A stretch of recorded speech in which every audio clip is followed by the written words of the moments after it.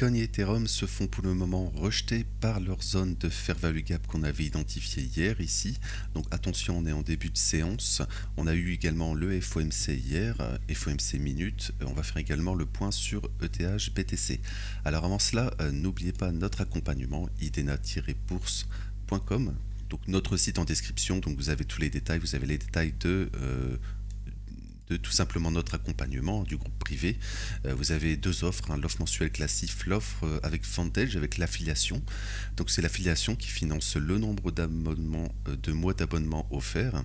Donc c'est absolument gratuit, je le répète, c'est votre compte, c'est vraiment l'affiliation qui finance donc le nombre de mois. Vous pouvez avoir entre 6 mois et 2 mois d'abonnement offert en fonction de votre premier dépôt. Donc vous avez simplement à cliquer sur le lien sur notre site, vous avez l'offre gratuit, enfin l'offre sans engagement, également mensuelle, le Discord également, donc tous les liens en description, et également, encore une fois, merci à ceux qui like et qui s'abonnent, ça soutient énormément la chaîne.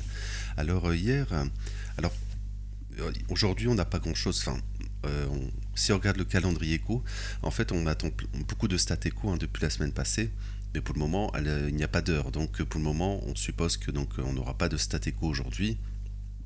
Avec le shutdown, encore une fois, il n'y a rien à changer finalement depuis hier. Alors hier, on a eu le FOMC minute, donc hier c'était assez intéressant finalement.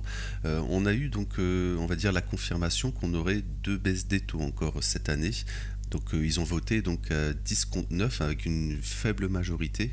C'est ce qui est déjà pricé finalement depuis des mois. Regardez, alors en octobre on a 93% et en décembre on a deux baisses des taux encore une fois. Et au 28 janvier, donc l'année prochaine, on a encore une majorité avec deux baisses des taux ici. Donc vers les 350, 375 ici, voilà.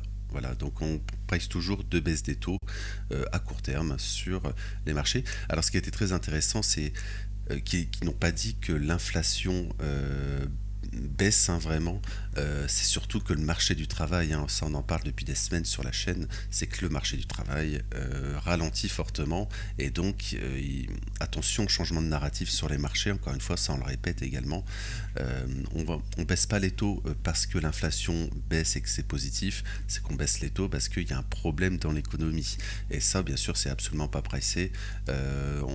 On a refait un des ATH même sur les indices, sur SP500, regardez, on a refait une prise de stop, donc extrêmement attention, même sur le Nasdaq aussi. Faut vraiment faire attention parce que, voilà, au changement de narratif sur les marchés. Alors si on passe sur le BTC, alors BTC, comme on a dit dans l'intro, on se fait rejeter pour le moment sur Ethereum, c'est exactement la même chose. Donc attention, on est en début de séance, on est encore tôt le matin, donc regardez, on ouvre ici. Pour le moment, on va au sud, donc attention à la prise de stop au sud. On pourrait très bien donc faire un nouveau plus bas comme ça, prise de stop et ensuite le rebond. C'est totalement possible comme on est en début de séance. Donc attention au piège, tout simplement. Hormis s'il y a une accélération baissière sur les indices, etc. Sur le Bitcoin, on n'a pas fait de fair value gap, on en avait parlé hier. S'il n'y avait pas un très fort rebond, on aurait un fair value gap et aujourd'hui on aurait pu aller dedans pour faire la continuation baissière. C'est pas le cas, ce qui est positif.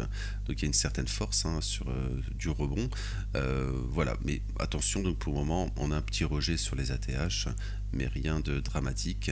C'est vraiment si on accélère, si ici vraiment on accélère, il y a un momentum très baissier, là on pourrait aller un peu plus bas quand même, hormis s'il y a une prise de stop ici, et là on pourrait rechercher un nouvel ATH à court terme. Donc vraiment attention, c'est vraiment le momentum et et en fonction des indices, si les indices accélèrent à la baisse, c'est-à-dire qu'ils ont fait la prise de stop. Donc hier en fin de séance, ils ont fait un nouvel ATH, prise de stop et attention, donc c'est la prise de mardi, du plus haut de mardi. Voilà, je vais aller en daily rapidement sur les indices. Donc attention qu'on ne fasse pas tout simplement ça. Et ensuite le rejet. Pour le moment, on enchaîne les ATH. Mais on y reviendra sur le brief indice. Sur BTC, il n'y a pas plus de choses à dire.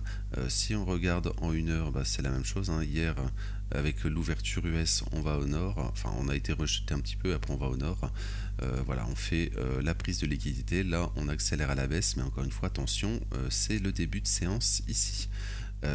Sur ETH, Alors ETH, exactement la même chose, hein, début de séance ici, on va au sud, donc ça semble évident d'aller chercher les plus bas ici, on se fait rejeter par donc le Fair Value Gap 4 heures, ça on en avait également parlé hein, plusieurs fois, voilà, ici, on y est revenu justement ici, comme ça, voilà.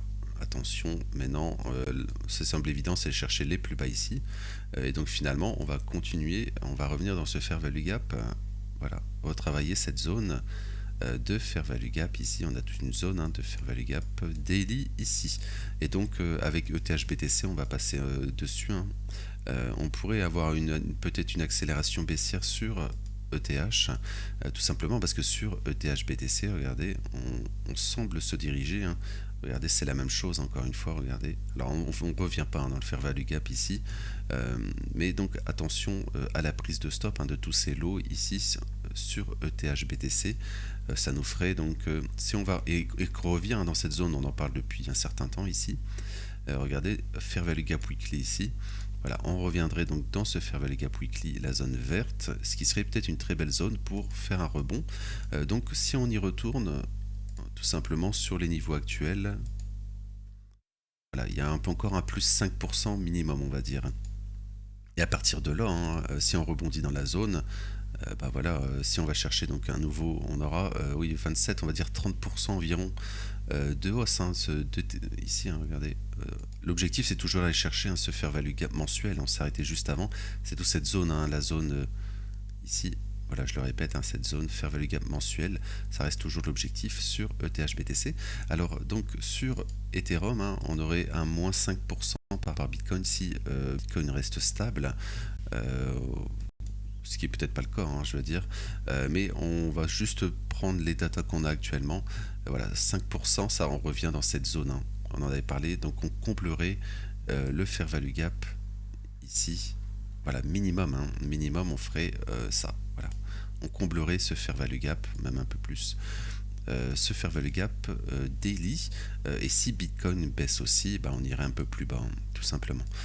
Et ensuite, hein, on pourrait hein, très bien faire, c'est ça qui est vraiment intéressant, ETH BTC c'est vraiment super intéressant, parce que ensuite par exemple admettons on revient dans ces lots ici, hein, ça veut dire que Bitcoin baisse un petit peu, etc. On revient dans ces lots, et donc là on aurait, et que ETH BTC on vient de voir va dans son fair value gap weekly, là on aurait un potentiel plus 30% par rapport à Bitcoin, hein.